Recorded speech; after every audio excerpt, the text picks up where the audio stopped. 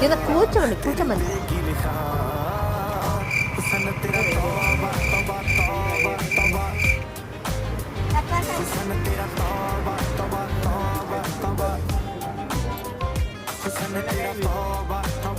ఎలా రొక్కుతున్నావు చూడు. ఎవరు రమ్మన్నారంట? సెక్యూరిటీ గార్డ్ లాగా అంత దూరం వరకు ఎత్తుకొని వస్తా మాతది. చూడేటో కుక్కలన్నా కలిస్తే ఏదో కుక్క కలిసింది కానీ నీకు సరిపోలేదా? ఇంకెన్ని గాట్లు కావాలంట? కిందకి పడుకోబా, పైకి ఎందుకు వచ్చావు?